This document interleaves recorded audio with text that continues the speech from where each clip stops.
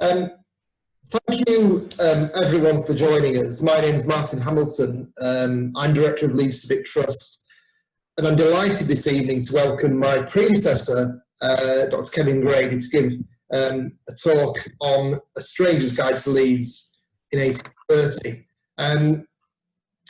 We're going to just to say how this will work.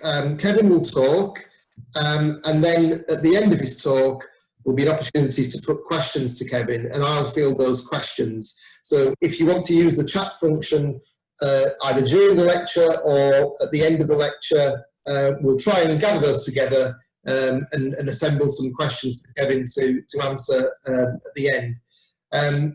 So that's how we plan to proceed. Now, I'm delighted to say that this talk is being given in association with the Thoresby Society, and I'm delighted that its president, Alan Slomson, is here this evening. I'd like to hand over to Alan to say a few words before Kevin starts.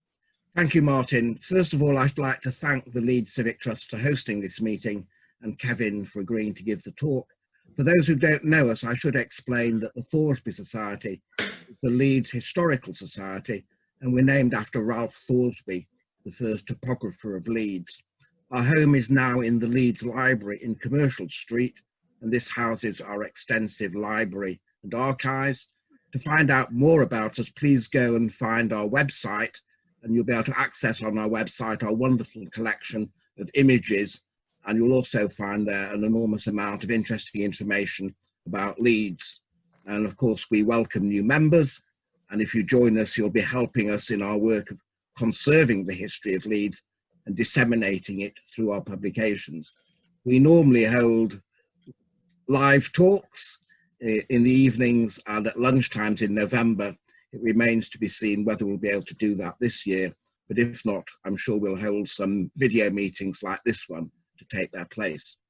I'm sure we're all going to enjoy tonight's talk, and I'll hand over now to Kevin to tell us about Leeds in 1830.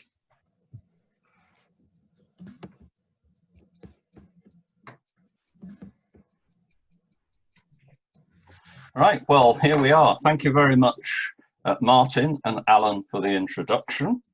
I'm delighted to be giving this talk on behalf of the Civic Trust and the Thoresby Society. I have to say that this is my first Zoom lecture, so I'll be fascinated to see how the technology works out.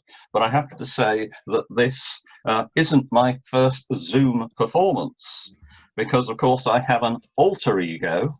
And that alter ego, if we're lucky, is as Dr. Marfellow the magician.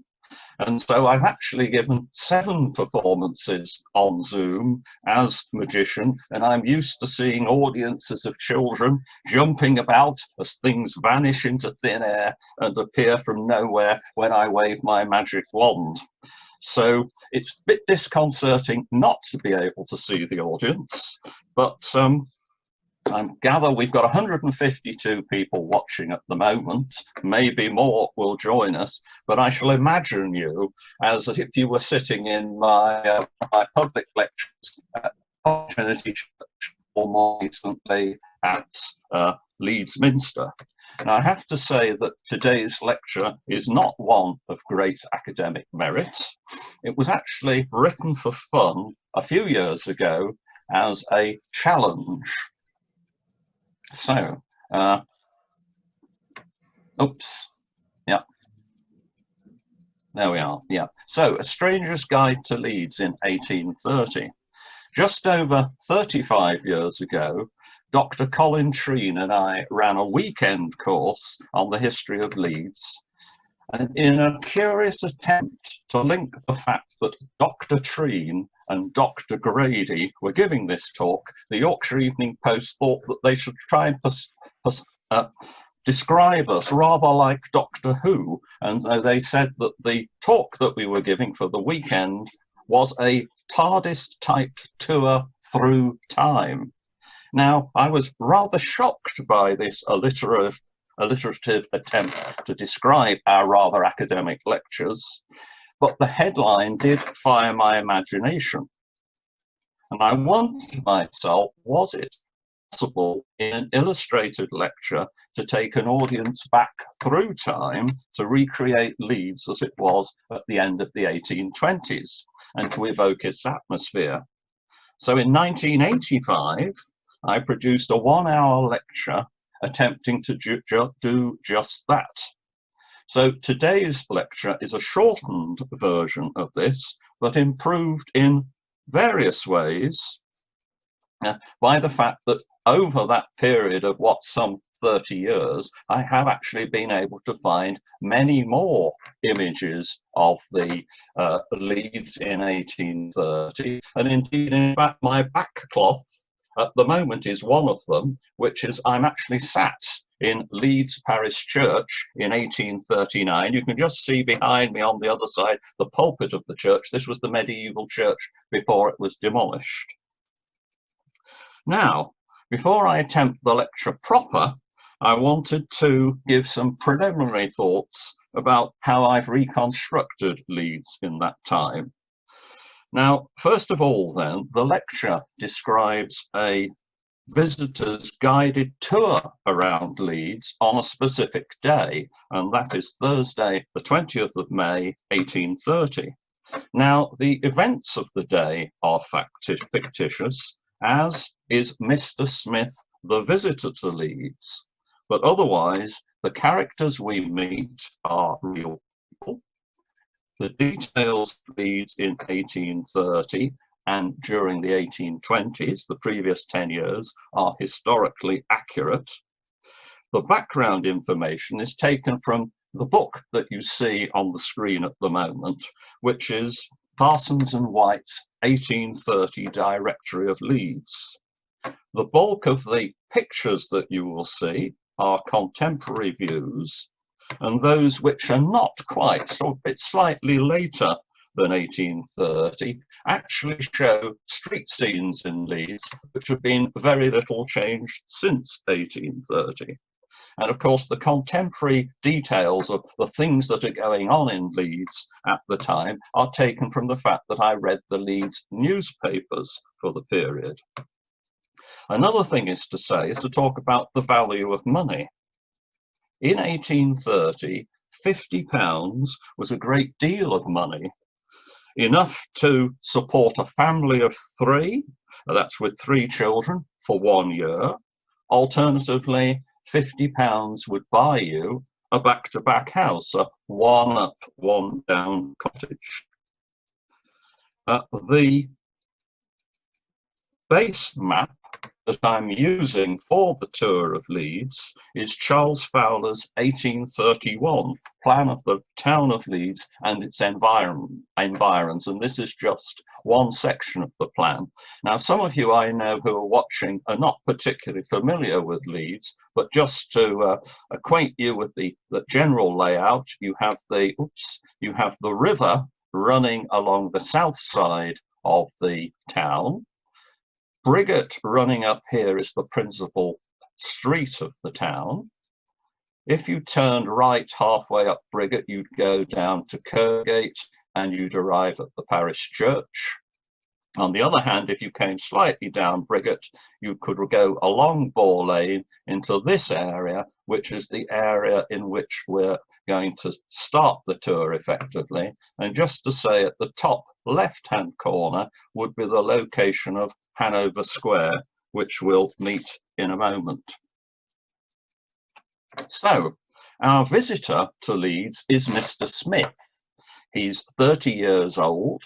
He's one of a new breed of 19th century man who is keen on collecting data and statistics and making surveys. He's never been to Leeds before. He is a Londoner, and he's about to present a lecture to his local literary and philosophical society about the industrial north. A friend of his father has offered to show him Leeds and its neighbourhood. So Mr. Smith leaves London on the courier stagecoach from La Belle Sauvage public house or coaching inn at 1:30 in the afternoon of Tuesday, the 10th of May, 1830. On his 26-hour journey, he reflects on the state of England over the past decade. The country has been passing through the great economic and social changes now known as the Industrial Revolution. He's especially interested to see its effect in Leeds. He's heard a great deal about this. George IV is on the throne, and his private life is a disgrace and a dream for cartoonists. In these contemporary cartoons, we see on the left Queen Caroline and her lover Bergami, so rough and so hairy. And on the right, we see the cartoon George's Delight, which shows George IV with his mistress, Lady Cunningham, and they're quite a plump couple to look at them. The 1820s has been quite a tumultuous time in politics. There's been great agitation for reform of Parliament and the franchise.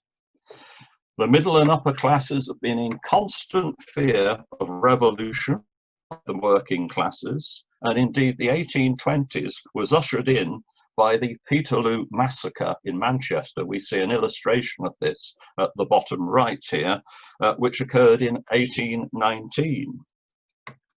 But what of Leeds itself? Well, its expansion has been phenomenal in the 1820s.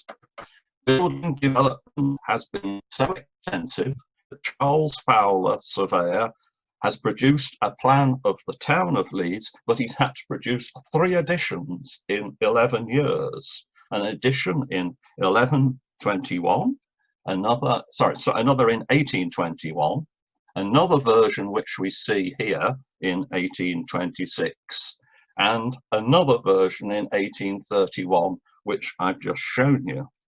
The changes have been dramatic, and at the bottom of this 1826 plan, he shows the public buildings, he lists the public buildings along there, but so much has been the expansion in the last 5 years up to 1826, he's had to list in very small writing probably 50 additional public buildings which have been erected in the period.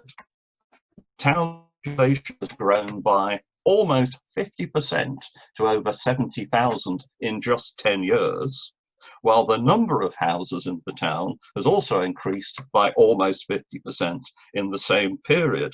So this is tremendously fast development, a phenomenon, and we see on this plan, we see out on the sort of southwest corner, laid out but not built upon, new streets where development might take place. Over at the bank on the east side, yet more plans for new streets, and right across from the Park Estate up on the slope, we'd see 2 projected new squares which were to become Hanover Square and Woodhouse Square.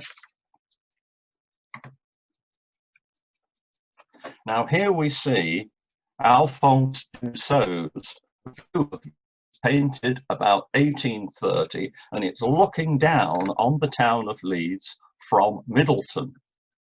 So when Mr. Smith's coach is approaching Leeds, it comes in from the east side along Hunslet Road, and if he looked out of his coach, Mr. Smith would have seen Mr. Brooks' glassworks. As he went further along, if he looked across, he would have seen the Leeds pottery. But he's coming along Hunslet Lane and arrives at Christ Church Meadow Lane. He might have been able to see St. Paul's Church in Park Square, but at the church, the coach turns right to go up to Briggate, the principal street of the town, crossing the river. He'll see the tower of Holy Trinity Church as he goes up, and he arrives here at the Rose and Crown Inn, coaching in, that is, in a yard off Briggate.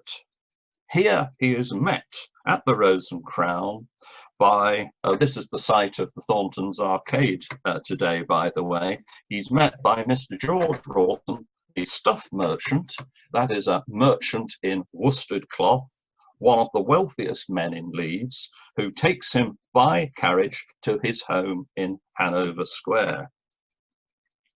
And here we see Hanover Square. So they've come up Briggate, they've come along the hedgerow into Park Lane, and then come up into this newly laid out area. A couple of years before this, Mr.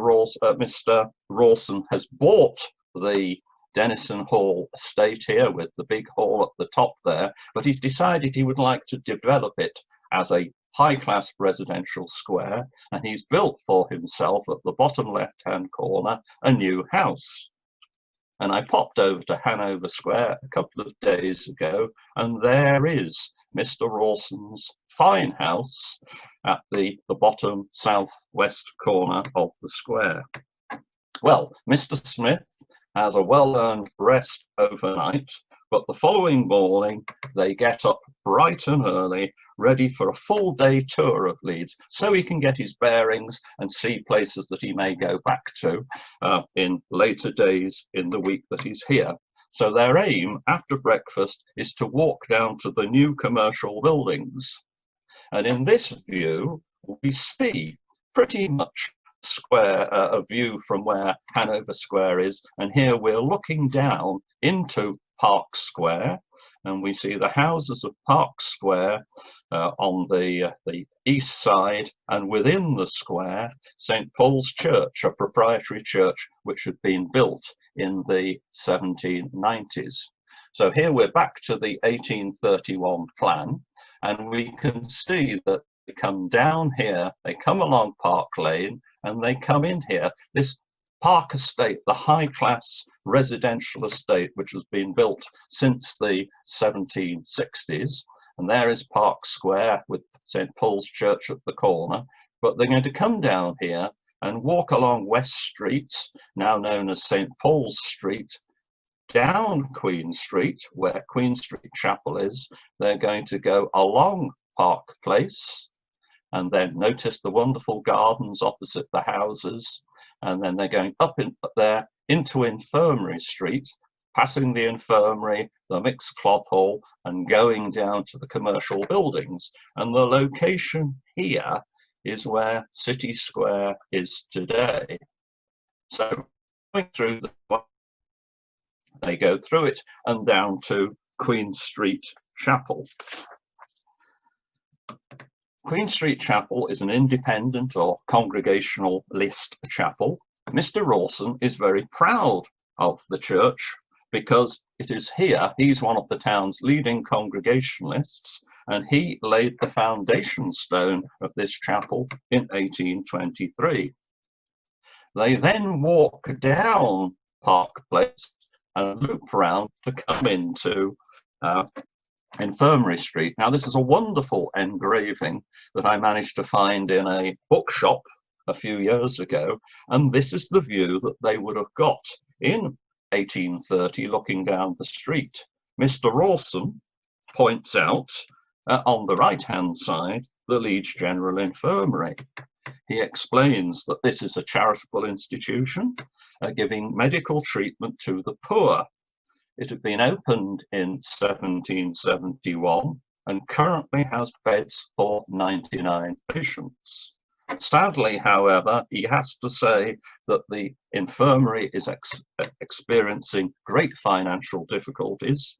The newspapers say that its funds are exhausted. Going down the street, they go past the side of the mixed or coloured cloth hall, and in the distance here you can see the commercial buildings. So they come down the side of the cloth hall, out into this space, Ball Lane to our right here, and they come down to the top of Bishopgate Street and turn round and look at this wonderful vista. On the right, they see the commercial buildings, and then just part way up Park Row, they see the courthouse, and then just to the left is the rotunda of the coloured cloth hall. Mr. Smith has heard a lot about the Leeds cloth halls, and he's very anxious to see it as soon as possible. And here is the rotunda of the cloth hall, and they're going to go through this archway. Mr. Rawson explains that this hall opened in 1758 for the sale of coloured cloth. That is, cloth whose yarn has been dyed before the cloth is woven to create coloured cloth as opposed to undyed white cloth. Going through the entrance, they walk into the cloth hall yard. This is the largest cloth hall in Leeds, only a bit smaller than the Peace Hall in Halifax. Its hall is so big, its yard is so big that it can hold 20,000 people, and it's frequently used for large public meetings and election hustings. There's no trade in the yard today or in the hall because it's a Thursday. Mr. Rawson describes how the hall buzzes with activity on Tuesdays and Saturdays, the market days. The hall is actually divided within the wings into 6 streets or alleys with clothiers' stalls on either sides of the alleys. We're looking at the Infirmary Street side on the right-hand side of this picture with the light coming through from there. Trade in the hall has diminished significantly since the start of the 19th century due to the rise of merchant manufacturers and their woolen cloth mills, but over 1,500 clothiers still attend the market on market days. Having looked round the hall, they cross the road to go to the commercial buildings, and here it is. In 1834, it was described as the most splendid, elegant and classical structure in Leeds. Mr. Rawson is especially proud of the building because he is one of the trustees of the company which owns it. It's only been open for 7 months and serves as a merchant exchange and was built at a cost of £34,000. It's the most expensive building in Leeds. Wealthy townsmen purchase shares at £50 a share to pay for this building, and just remember, the £50 share, they could have bought a back-to-back house for that price. Now, here is a very early photograph of the commercial buildings, shortly before it was demolished in the 1870s, I think. But what a hugely impressive building, and don't we regret the fact that it's no longer there. They decide to go inside. They go up the steps into the vestibule, and ahead of them is a screen of ionic columns through which they see a magnificent circular saloon, 36 feet in diameter, with a grand staircase and a dome 60 foot high. The merchants meet here to transact business every day between 12 and 2. To the left of the entrance is the coffee room, and to the right is the commercial newsroom or reading room. Let's go in. Look at this. This is a watercolor painting of the newsroom, which is in the collection of the Thoresby Society. What an elegant and splendid room it is. Here, Mr. Smith is introduced to Thomas Benson Pease, aged 48. Like Rawson, he is a wealthy stuff merchant and also a trustee of the commercial buildings. His business is in Park Lane and his house is at Chapel Allerton. And what are their topics of conversation? The King's health. Is there any fresh news from London? The newspapers say that George IV is dying. In fact, he dies 4 days later. And what news is there in the Leeds Intelligencer newspaper that morning? The sad death is announced of the Reverend George Walker, aged 36, headmaster of Leeds Grammar School for the last 12 years and assistant minister at Holy Trinity Church. He was very highly thought of. Even more, well, excitingly, the Leeds and Selby Railway Bill has just passed both Houses of Parliament. It will be Leeds's first railway. Pease is delighted because he is one of the original shareholders in the railway. There's also an advert for Fowler's intended new plan of Leeds. There are already 300 subscribers, including George Rawson, and of course this is the map that we're using to guide us round Leeds on our tour. Coffee over, they all agree to meet for lunch and invite along another friend, Mr. Osborne, to join them.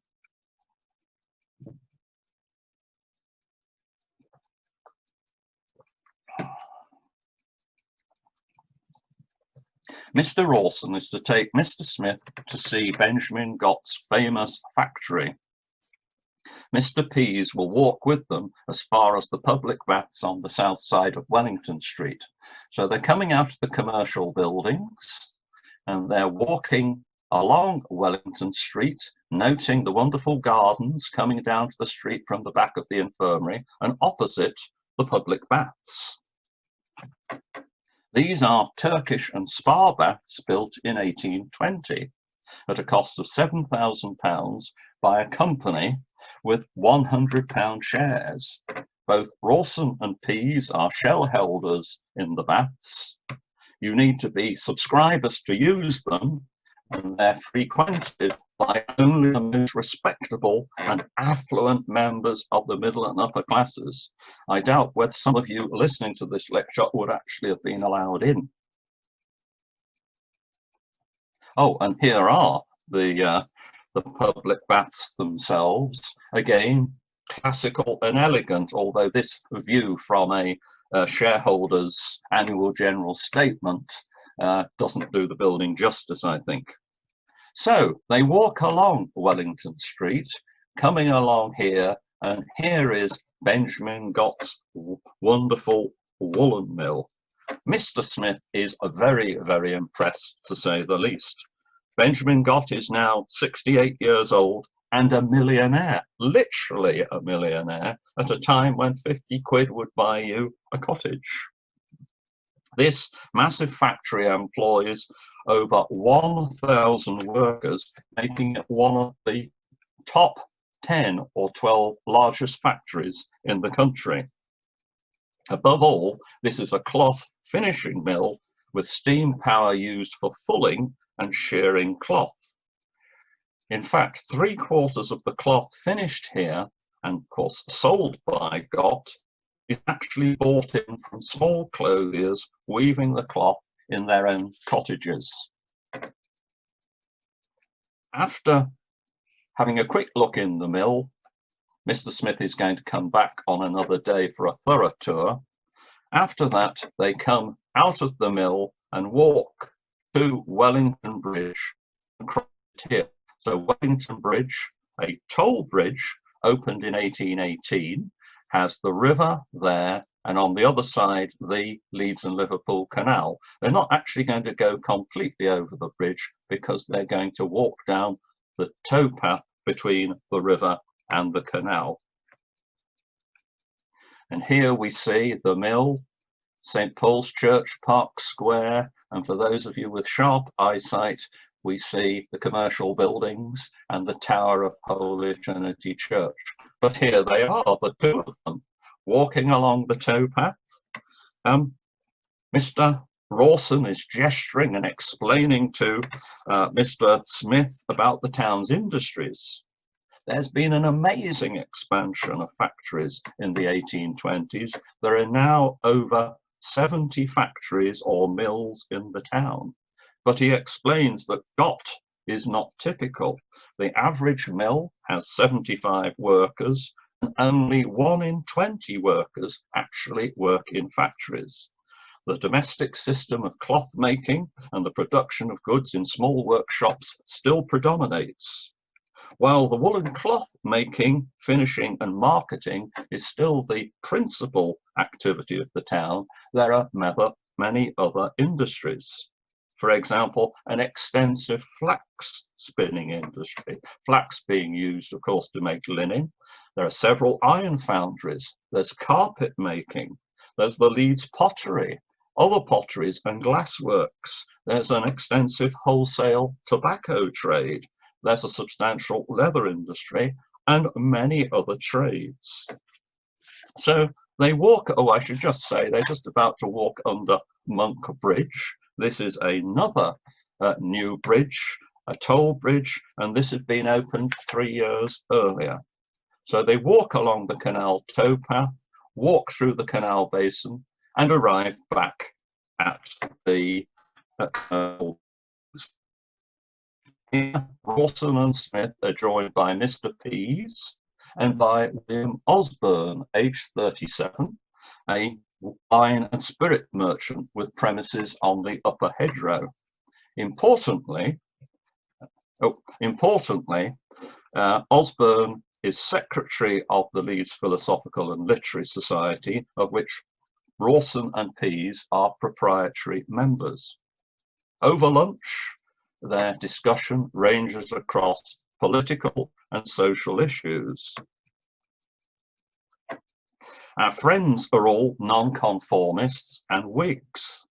Though they have friends on the Leeds Corporation, they have nothing but contempt for it as an institution, because corporation members are all Anglicans and Tories. Indeed, until the repeal of the Test and Corporation Act in May 1828, nonconformists were disqualified from holding many public offices. They're keen for the reform of the corporation and Parliament. Thomas Pease would like to serve on the corporation, and in fact he is to achieve this in January 1836, when he became councillor for the Kirkgate ward under the reformed corporation. George Rawson is a great supporter of parliamentary reform. There are many worthy people in the town who cannot vote in elections, but worse still, the country is full of rotten boroughs, like Aldborough, near Boroughbridge, which elects 2 MPs to Parliament, but only has 64 voters. In contrast, Leeds, the 6th largest town in England, has no MP at all. Very shortly, Mr. Rawson will be speaking at a public meeting chaired by John Marshall, advocating parliamentary reform. This picture shows Leeds Reform Association, its rally at the Coloured Cloth Hall. The captions on the flags read, "3 groans for the Queen, no petticoat government, etc. The bill, the whole bill, and nothing but the bill," by which they mean the Parliamentary Reform Bill. Mr. Smith asks about the problems of the poor and social discontent in the town. Yes, his hosts say, there have been problems with combinations, that is, trade unions, and there have been turnouts, that is to say, strikes, especially in 1824 and 1825, the biggest boom years in the 1820s. They've been worried too by political agitation stirred up amongst the working classes by William Cobbett and others. But they don't expect violent uprisings. And in any case, the cavalry barracks were built at Buslingthorpe in 1820, ready to deal with any problems. Happily, there has been very little trouble. Things have been hard, though. At the height of the Depression in 1826, which followed the huge commercial boom of the mid-1820s, over half the town's population was wholly unemployed or working just 1 to 3 days a week, and soup kitchens had to be open. Housing conditions are certainly a problem. Houses cannot be built fast enough, and many workers are having to cram into the yards and existing houses and cottages like these in the town centre. But there are some good houses being built, especially those being built by building clubs, which have been set up by the better paid skilled workers. But the absence of sewers, and on the right here we see particularly dilapidated street on the bank on Richmond Hill, which clearly there are no sewers and there are lots of mud. But, you know, the absence of sewers and good clean water supply is a big problem. And indeed, just too late, as of course, in 1832, there is the cholera epidemic, which killed 700 people in the town, more or less one person in every 100 inhabitants. Mr. Smith tells him that they believe, Mr. Smith's hosts tell him that they believe that bringing religion and education to the lower orders is a key to preserving good social order. Provision with regard to both of these has been particularly good in Leeds in the last decade.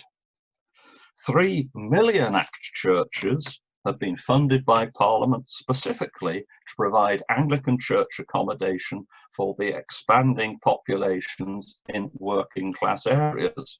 These have been built in the mid-1820s, and on the left we see St Mary's Church, Quarry Hill, now demolished, and St Mark's Church, Woodhouse, up by the university, which happily still stands. Likewise, there has been a prolific building of non-conformist chapels. Here we see the fine Brunswick Methodist Chapel, which opened in 1825, stood beside the Merrion Centre, sadly demolished a few years ago. And this is just one of several, the new Baptist, Congregationalist and Methodist chapels erected in the mid-1820s. There are also a large number of Sunday schools in the town, which are very well attended. With regard to education, they report that the National and Lancastrian schools, that is monitorial schools for the working classes in the town, are flourishing. Here we see at the top the Parish Church National School. If you stood in the upper floors of the Civic Trust offices in Morph Street and looked out of the windows, had you been in that position in 1830, you would have seen the National School directly across the road. Lower down, we see the Lancasterian School, which was in Alfred Street, just south of Boar Lane. But for the majority of the working class children, they don't go to school other than to perhaps a few hours in factory schools or go to Sunday school. For Leeds, for the adults, there is Leeds Mechanics Institute, which was established in 1825, and George Rawson is proud to be one of its directors. But lunch is over, and it's time that we were off again. The next stage of the journey, they come out of the commercial buildings and they're going to go up Park Row, seeing the courthouse and the Philosophical Hall, and then just directly opposite, beside the commercial buildings, Mill Hill Chapel. So here we see the courthouse.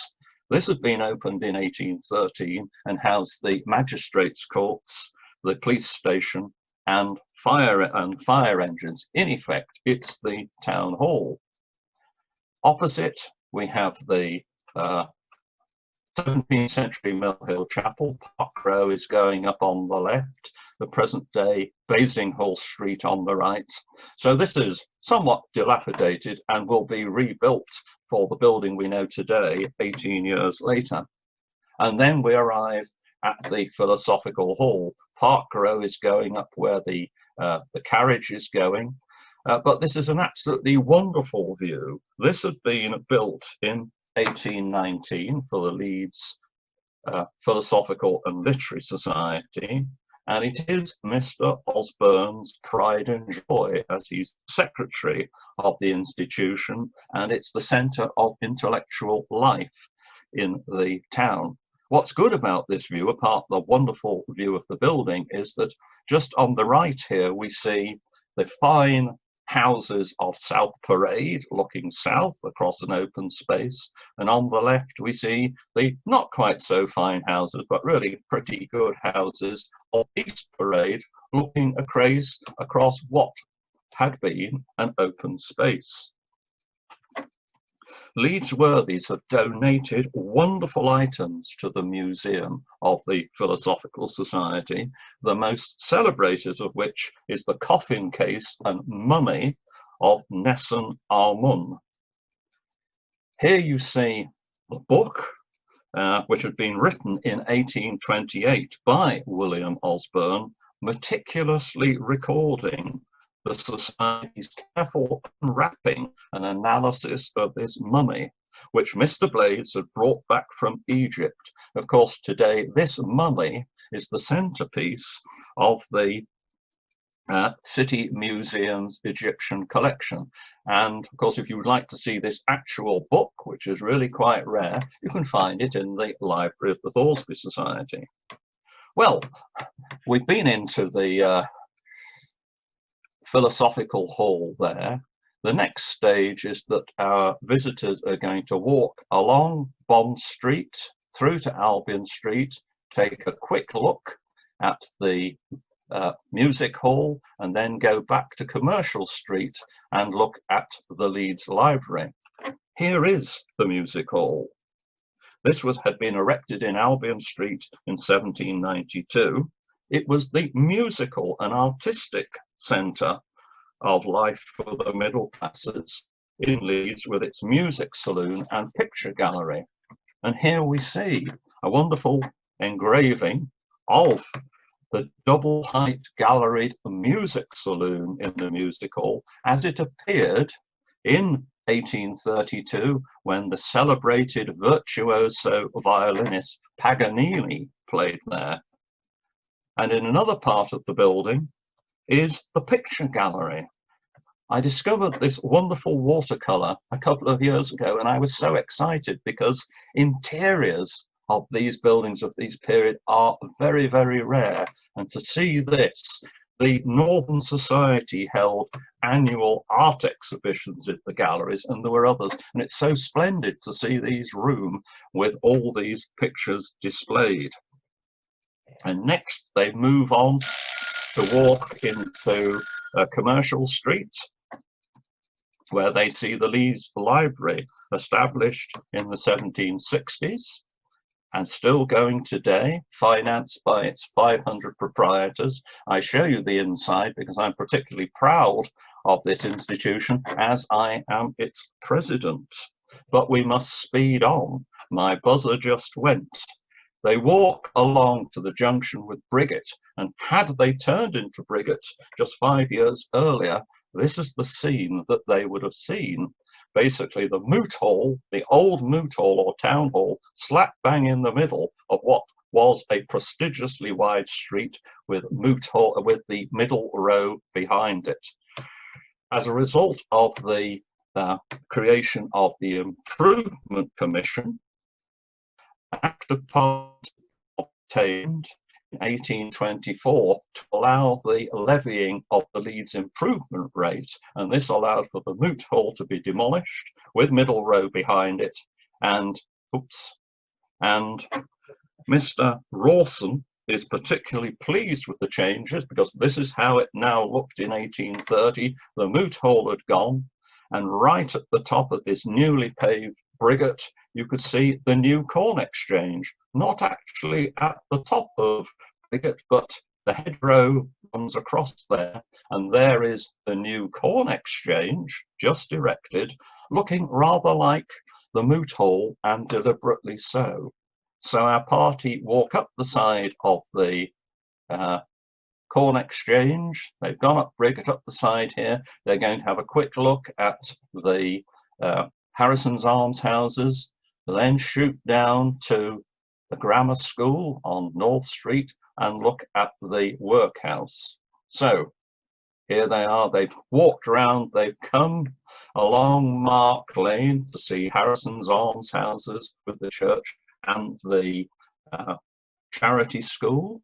They then walk back to the top of North Street and see the grammar school, still there. It had been rebuilt in 1624, and it educated really the children of the well-to-do people of Leeds. They then walk down a little bit to the bottom of North Street, and at the junction, it's now Vicar Lane, I think, at the junction with Lady Lane, they see the workhouse. This, of course, is totally inadequate for the town with its massive increase in population. And Mr. Rawson explains that these days very few people go into the workhouse, and by and large the poor law overseers actually give out relief payments to individuals and families in hard times. They then walk down Vicar Lane to where they come to the House of Recovery, the Fever Hospital, which had opened in 1804, and then round the side of the building they thread their way through back towards Briggate, coming through the Bazaar and Shambles, a beautiful new facility opened in the mid-1820s as a replacement for the Butcher's Shambles, which sat under and past the Moot Hall. They then walk down to Leeds Bridge, passing Mr. Dodgson's tea, coffee and hop warehouse, and then they look over the bridge, and here they see the Port of Leeds. This is a very important hub for the town. Here's a hive of activity, the new Air and Colder Navigation grain warehouse, the new, built in the mid-1820s, warehouse on the opposite side of the river, which still is there today and has been converted to flats. And then, of course, the parish church in the background. They're now going to walk over the bridge to see another hub of relatively new buildings in some cases, the theatre, Salem Chapel, the South Market, and Wesley Chapel. So crossing over, they see the theatre. Well, this is rather old and dilapidated. The Theatre Royal had been opened in 1770, and happily, again, I discovered when I was scanning some of the Thoresby Society's lantern slide that there isn't actually an interior view of this. This looks like a lantern slide made of a watercolour, I think, but here we see the proscenium arch of the interior of the Theatre Royal. Next door to it is Salem Chapel, Congregational Chapel, or independent in those days. Today, of course, it has a semicircular front, which will be familiar to some of you. And then immediately opposite, this absolutely wonderful new market. There was a market mania in Leeds in the mid-1820s, and these wonderful new buildings were erected.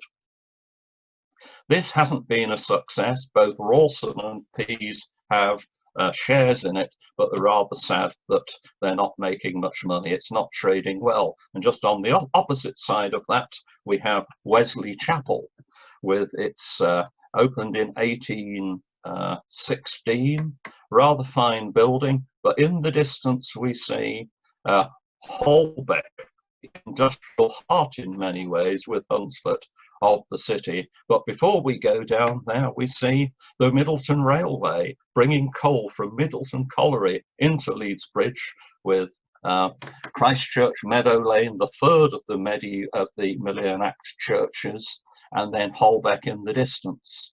So they walk down Water Lane, walking to the east, and they see Matthew Murray's round foundry. Now, this is particularly famous. It's famous in England. It's the second most important foundry in England after Bolton and Watt's Soho foundry in Birmingham. Matthew Murray, seen here, died 4 years before Mr. Smith's visit, but the business is carried on by his son-in-law. There has been a big increase in steam engines manufacture and use in Leeds. Though use of steam engines as a source of power is exceptional, the number of steam engines in Leeds has doubled in the last 10 years to 225, approximately half of which have been made in Leeds. They continue down Water Lane to reach the flax mills of John Marshall. John Marshall is 65, still alive. He's the leader of and pioneer of the Leeds flax spinning industry. There are now 17 flax spinning firms in the town employing 5,000 workers. So successful is the industry that it produces 1/4 of the country's output of spun flax. Marshall's enterprise is a giant one, rather like Benjamin Gott's, and he employs 1,100 people. But they, like us, are running out of time, as it always tends to be in my lectures, and we'll need soon to stop so that we can have our tea or supper. I'm getting a bit hungry, so they're going to do the final stretch very quickly. They go back over Leeds Bridge because Mr. Walton wants to show Mr. Smith where the parish church is, because he'll be wanting to go to worship there on the Sunday. And so they walk along the calls, coming past the south side of the parish church, the medieval church in which I'm sitting at the moment. They go past, this faces the river, they go past the church, and Mr. Smith is taken up onto Richmond Hill and the bank. So this is an 1826 engraving of Leeds. So they can look down on the town, a hive of industry with all its smoke, and to some, very impressive. We see the Aaron Calder navigation, and there is Leeds Lock, the first lock on the navigation. We see the weir running across there, and of course the Royal Armoury is situated beside Lock today.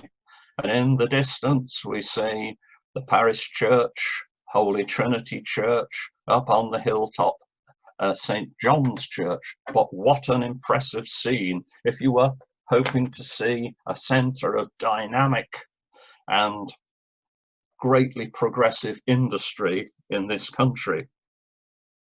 So they leave there, they walk back along East Street, then known as the Causeway. They come past the parish church and come up Kirkgate. On the left we see the Free Market, formerly Vicar's Croft, where today Kirkgate Market is. And then crossing over from there, they come into Duncan Street. Now again, Mr. Smith is astonished by this view. Looking down Duncan Street, on the right-hand side, they see the Central Market. Yet another market, he says. This again has been a company, a joint stock company. The money has been raised in shares, and yet another impressive classical building built and opened in 1827. Well, they go down the street towards Holy Trinity Church into Boar Lane, and finally arrive back at the commercial buildings. Well, what a day for a soft southerner. Mr. Smith feels walked off his feet, but very excited and inspired by what he's seen. During the course of the day, Mr. Smith has walked 8 miles and of course gone into some buildings as well. The subsequent days of his stay were equally strenuous. 6 days later, on Wednesday the 26th of May, 1830, at 2 o'clock, he departed for London aboard the Royal Union stagecoach from the White Horse Hotel, Boar Lane, opposite Holy Trinity Church. So thank you very much. Now, of course, if you were a group of children watching me perform as Dr. Marvello, I would be saying to you, now children, they always need a little cue, you must give me a big clap. Well, of course, you can do that in your homes if you want. And of course, had this been one of my public lectures at Holy Trinity Church or the Parish Church at Leeds Minster, I would have asked you a prize question. And for the first person who shouted out the answer, based on the content of the lecture, I would have presented them with a prize. But I can't do that. But the prize is I'm handing you back to Martin to continue the proceedings. Kevin, that was great, and goodness me, the poor chap must have been exhausted after that tour, and covering so much ground in an hour. I mean, do you think they were jogging around in between visiting the buildings? I think there must have been. Maybe a bit of time travel involved even. So very, very impressive. I mean, that was a fascinating talk, Kevin, and I know we've had a lot of questions and comments coming up on the chat function. Could I maybe just start by asking perhaps a general question about the development of the city in and around this time? So, you know, the 1830s and the buildings that you've referred to in the run-up to that date. How did they happen? Who decided where buildings should be, how wide streets should be, what the views should be? How was that actually decided? What was the governance of that? Was it random? Was it ad hoc? Was it money-led? Was there a master plan, as we would talk about in these times? How did it work? Well, I mean, the answer basically is that there was no master plan, and there were no planners. Effectively, the corporation itself, of course, was really a dining club, although it had certain functions on key committees, and its chief members were magistrates, JPs for the borough. So, you know, they oversaw the life of the city, but basically you were able to, if you spotted an eligible building plot and you thought you could make money from putting up these public amenities, effectively you just got on with it. I mean, the Improvement Commission, which became rather more important in many ways than the corporation, because it did have powers of, you know, it provided the street lighting, the Improvement Acts, of which there were several, allowed them to regulate pavements, to insist that people didn't throw their rubbish out into the streets, that they covered over wells, that, you know, and they could finance, as we saw with Briggott, they could finance the repaving and of streets and their improvement in various ways, but they didn't have powers to do with things like sewage systems or water supply, and it was only sort of after that, in the sort of 1830s and 40s, that we get control of that sort. So effectively, I mean, the one of the comments, it was a rather wonderful one, I think, that dated from the 1830s, where somebody wrote to the paper and he said, "I've been to visit Leeds and it seems it's had an earthquake for an architect." And literally, I mean, you just think, I mean, this amazing thing, over a period of 10 years, you know, we thought in, you know, the building boom before, you know, the crash a few years ago, we went on for 10 years, 12 years of exceptional development. But in the period in the 1820s for people in Leeds, it just must have been astonishing. And of course, people just thought, oh, I'll buy a field. Maybe I could lay it out for streets of houses. And the question was, you know, would people come along, want to take up the property, you know, the land and build? So it was essentially totally random. Kevin, Roderick Parker just asked an interesting question here, which is, what were the streets paved with? What did they use? Because there never seems to be any water or mud on these pictures. Ah, well, of course. You Is see that using the modern architect's, you know, artistic impression, do you think? Well, yes, I think this is the thing, isn't it? That these engravings, particularly say the Whittock engravings of the late 1820s and things, of course, they are to celebrate how fine the city is. And I mean, interestingly, you look at, I mean, I was looking at that, I included that photograph of the commercial buildings, one of the few photographs in the whole lecture, because I thought, well, that was the commercial buildings in the 1860s, and even though it had been there for what, 30 years, almost 40 years, it wasn't totally blackened. So in one sense, you know, we think of the town hall as having been totally black, you know, within living memory. But at that stage, although there was, you know, a lot of soot and grime, the fact was the place wasn't quite as dirty as it had been. But yes, I mean, the streets, I mean, well, the point is that where there were streets of houses, I mean, these were done by individual property owners who had a field and thought, right, I'll create some streets of back-to-back houses. They didn't actually need to pave the streets. There was no requirement for it. And of course, in particular, they didn't need, until we're into the 1840s, there was no obligation on them to provide sewers. So yes, I mean, the principal streets were In the case of Briggate, paved with stone.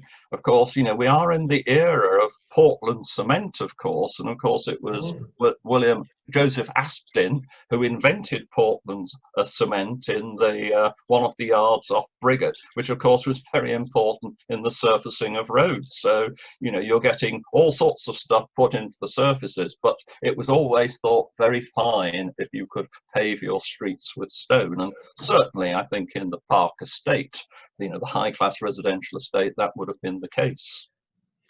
I mean, you mentioned, you showed us some images of markets that popped up, you know, in very quick succession.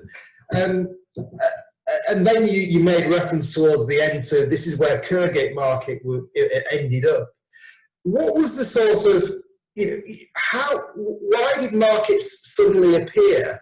And, you know, how long did they last? I mean, did they survive into the 20th century, the 19th century, you know, the late 19th century? Why was Kirkgate Market built when these other markets apparently haven't necessarily done very well? Well, I mean, the point is that until I must get this right, until the 1820s, other than the cloth markets in the cloth halls, all the other markets of the town, whether it was cattle markets, horse markets, corn markets, you know, the markets for all sorts of goods were held in the streets of the town. So up to this point, well, say up till the 1820s, effectively, you know, on market days, I mean, Leeds had one of the biggest markets in the north of England, renowned for the supplies of fish and vegetables and all this sort of thing. And the whole of Briggate was one market street, which was totally taken over for market purposes on Tuesdays and Saturdays. And then the adjacent streets, I think the cattle market was in Vicar Lane, you know, the horse market and things like that. But then, of course, you get this huge expansion in the 1820s. So the population of the town doubles. But then, of course, with the cloth trade, the selling of cloth and all other things, thousands of people came into Leeds. So I'm sure it's perfectly right that probably the population of the town of Leeds doubled on market days. And of course, they were buying goods. They were coming in from the countryside, the clothiers with their cloth, and they were actually buying all sorts of goods in the town. Well, of course, in order to clear the streets, one of the things that the improvement commissioners did was to buy the vicar's field, this large field on Kirkgate, and take it over. And they bought him a house in Park Place. And then the field became the cattle market and the fruit and vegetable market. But then, of course, you see, this is an era in which people are looking to sort of greater gentility. And they thought, so, you know, the central market had shops inside it, but it also, because it was close to the new shambles, had butcher shops and fish shops. And also these markets quite often had bazaars in them. And on the balcony of the central market, you could buy what they termed fancy goods. The South Market, the idea there was that you had all these people coming into Leeds over Leeds Bridge, and the proprietors thought they could capture the trade of people coming into town and that they would buy their stuff there. And that had, again, butcher shops and you know, greengrocers and things like that, and fancy goods shops, but they miscalculated and most people just went past. But you know, the point was the 1820s and the 1830s in the middle, these were the ages of speculation. Everybody thought they could make money, you know, in the 1830s and 40s in the middle, because it was the railway mania. But you know, it was all about, oh, you know, what's the latest investment? Let's put money into this, that and the other. And of course, you know, well, I mean, the central market survived, I think, until the 1890s. In fact, it caught fire, and there are wonderful photographs of it, blackened with the smoke, with a policeman standing inside, and you know, others got, you know, cleared for road widening and things like that. Kevin, you showed us the commercial building, which was, you know, an incredible structure. Yeah. Do we know who built? Do we know who designed it? Do we know why it was demolished? Well, it was built. The architect, I think, was John Clark, notable formerly Edinburgh architect. I think he designed, for example, the General Cemetery, St George's Field, up at the university. So he did a variety of things. The thing about the commercial buildings was that, again, I mean, I don't think it worked as a merchants' exchange, but the question was, as trade, business in it went down. I mean, it had insurance companies' offices in and things like that upstairs, but I think they sort of decided it was fit for purpose. And they did think what Leeds lacked was a large room. And at one point they thought, well, could it part of it become a concert hall? And their hopes of this were dashed when the Leeds Town Hall was built.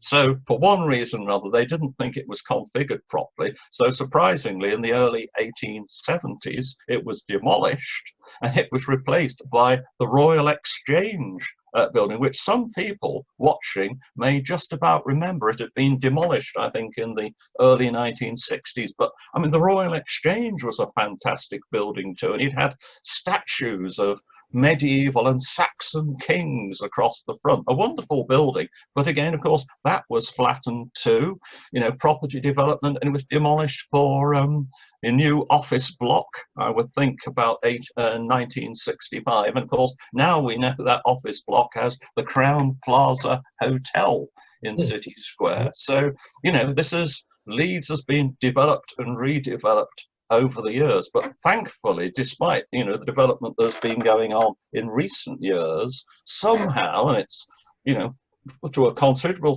degree due to the efforts of the Leeds Civic Trust over many years, that we've managed to maintain the essential Victorian core of the city centre, which is so important to us. Kevin, a different question. Adam asks if you could say anything about how the wealth and resulting development of the city related to the slave trade. To what extent was Leeds tied up with the slave trade?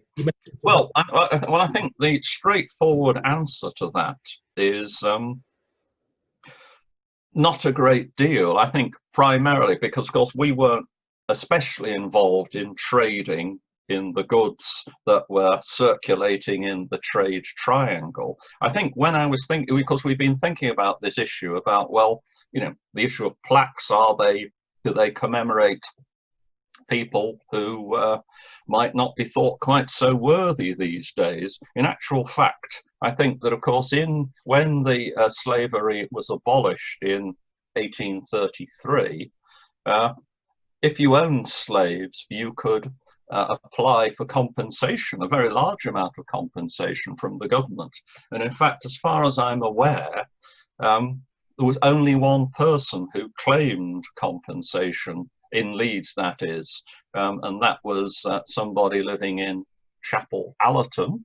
No reflection on them, but basically that was the only one, and happily, as it turns out, is not somebody who was celebrated with any of the Trust Blue plaques. But of course, I mean, Leeds was very strong in the anti-slavery movement. Of course, William Armistead was one of the leading figures for that in Leeds. And of course, the Leeds Library, well, a couple of years ago, actually ran some very interesting lectures and discussions and an exhibition of the books that the library has on the anti-slavery movement in Leeds. So, of course, I mean, obviously, I mean, as we know, the classic example, now part of Leeds, I suppose, in the sense that Harewood House, of course, was largely funded from the profits of the slave trade. But I haven't yet come across any sort of Leeds merchants who can be seen to be associated with the slave trade and slavery. However, of course, as people dig deeper, maybe that may be the case. Kevin, at this time then, where would you say, in broad terms, poorer people were living in Leeds and where were the middle classes living? What were the sort of areas? Well, the thing is that in the 18th century, effectively, rich and poor lived cheek by jowl. And it was only from the mid 18th century that, you know, the wealthier people started moving out to what I call the pleasant northern slopes, out up to Little Woodhouse, up to Headingley and those sort of areas. But of course, the thing is, and this is the deceptive thing, of course, you look at those wonderful street scenes shown on the engravings with these fine classical buildings and what have you. And of course, what it doesn't show is, of course, that behind these elegant frontages, particularly on the east side of the town centre, were all the yards, of course, which were crammed with cottages, and this applies to Briggate too, crammed against the walls of the yards. No sewage. I mean, the boot and shoe yard on Briggate, I think, was it 239 cartloads of, quote, manure were removed from that yard immediately after the cholera epidemic. So people were absolutely crammed into the yards, and that poverty, you just saw a little glimpse of it in some of the pictures I showed, but a lot of people were living in very cramped accommodation and, you know, without sewerage and very poor. But of course, the wealthy, the well-to-do, if they didn't move out to the northern suburbs, were living in the Park estate, which, you know, had been created by the Wilson family, and the notion that it would be another Bloomsbury or another Bath. And it was, you know, there were heavy restrictions and covenants on the leases of the site to say you can't have a, you know, you can't have also any sort of noxious trade you couldn't pursue there. So that was the idea. But of course, then the smoke blew across the town centre from Benjamin Gott's Woollen Mill.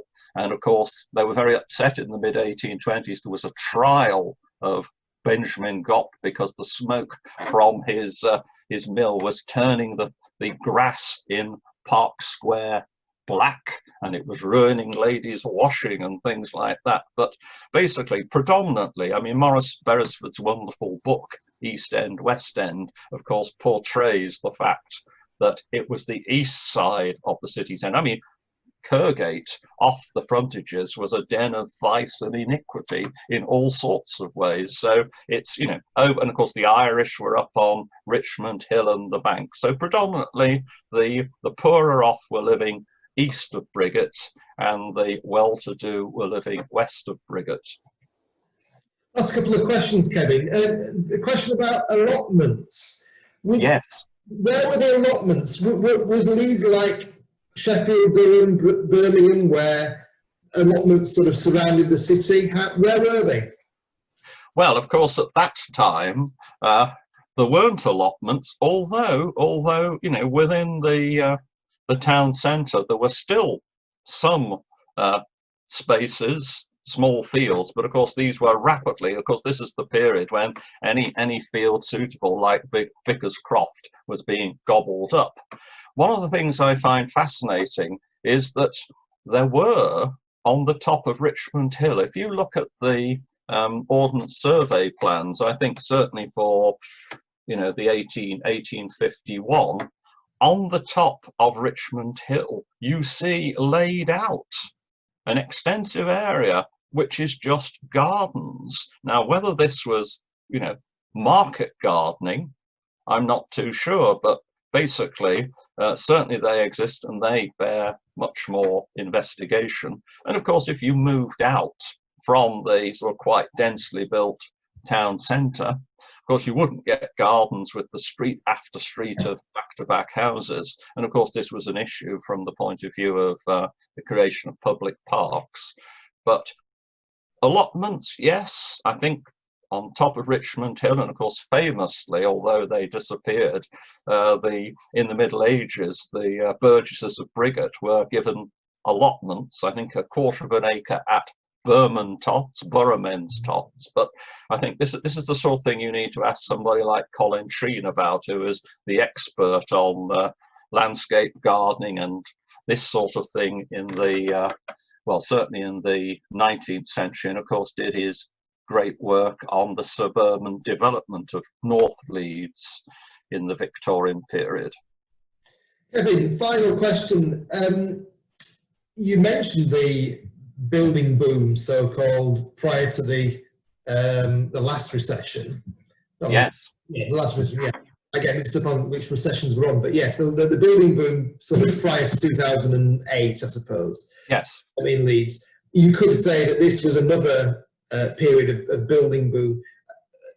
Would you say then, sort of looking at the development of Leeds as a whole, that this period was probably the period where the most was going on in terms of just general development? Would you say that you would pick out that decade maybe? Or do you think there are other periods that would compare? So you're talking about the 1820s as the decade. Yeah. Well, I think the 1820s was exceptional because it was preceded by the Revolutionary and Napoleonic Wars. So, that the economy had been depressed over that period.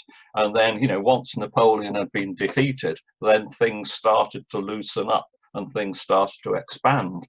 I think actually if you, of course you do get, what we used to call the trade cycle with, developments probably every 10 years with booms. But I think actually the period that strikes me most, other than of course we say the, the more modern crash, was the Edwardian period. And over the years I've given a lecture on Edwardian Leeds, and it's from sort of about 1895 until about 1910. This is when so much of central Leeds is transformed. And if you think of Briggate, you go up Briggate and you've got the County Arcade, all the developments, wonderful terracotta buildings, Leeds Estates Company, the arcades built, going over into Vicar Lane with all the, Coronation House being the coronation of Edward the Seventh and things like that. There were huge development and redevelopment on the east side of Briggate, really, and that with lots of other buildings. I mean, I do a tour where we go round Edwardian Leeds. You think of things like the Jubilee Hotel opposite the Town Hall, the Metropole Hotel, all sorts of things. So that was again a really transformative period. I say probably from about 1895 to 1910. So you go through, there's always changing going on in Leeds because it's such a dynamic city. But there are particular periods when you always think, as we used to think pre-2008, if somebody hadn't been to Leeds for 10 years, they'd arrive and certainly be shocked. And of course, that was the situation if they arrived in Leeds in 1830 and hadn't been for a decade. It seems to me that this period was maybe the period when, what would you call them, statement buildings maybe first appeared, big, impressive buildings where you'd say, wow, this is an important place. As you say, in the decades following that, more of that happened. The Town Hall, the 1890s, early 20th century. But I guess you could look at this period, the 1820s, and that sort of period as the period when some very, very important and big buildings appeared on the city's landscape. Yes, I think it was a dramatic change, and of course it's partly a question of finance. I mean, the thing is, up to that period and until the reform of Leeds Corporation in 1835, you weren't going to get any major buildings provided by a local authority. But of course, this development of what really were unincorporated joint stock companies, where you could all pull together. I mean, something like the commercial buildings had something like 300 shareholders. The same with the South Market, the same with the Central Market, the same with the Corn Exchange. So this is the era where people paying, subscribing to £50 shares, sometimes £100 shares. I mean, again, I always used to say with the General Cemetery at the University of St George's Field, 50 quid would get you in because you bought a share in the cemetery, which of course obviously gave you rights to be buried there behind high walls for fear of body snatchers. But this was collective enterprise, and I think it's it's that form of financial method which allowed these wonderful buildings, extravagant buildings, to be built. And of course, you wanted to show up, this is, these people in Leeds, I mean, Rawson and Pease are tremendously wealthy people.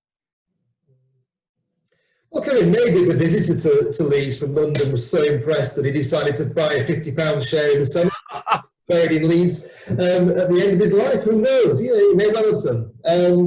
We're going to have to go into a whole there. We've had a good session of questions to follow up the lecture. Kevin, I'll thank you properly in a second, but just a couple of notices. If you've enjoyed this lecture and the questions, we will of course be sending you a link to a recording, so you can revisit the images. One or two people have asked if you could see the slides again. Well, you can do that at your leisure by looking at by clicking on the link that we'll send through in the next couple of days, and you can watch the lecture again.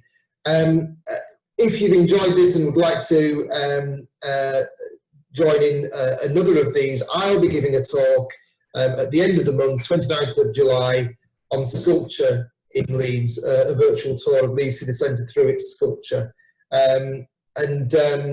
That's at a slightly later time of 7 o'clock. We've got some further events coming up in August, which we'll be informing you about in due course. But Kevin, it just remains for me to thank you very much for giving such a fascinating lecture, such a lot of information and a real sense of how Leeds developed in that important period. So we can't give you a round of applause, but people are using the chat function to say how much they enjoyed the talk. With that, I'd like to thank Kevin. I'd like to thank you all for joining us this evening, and hope you have a very nice evening. Good evening. Thank you. Thank you.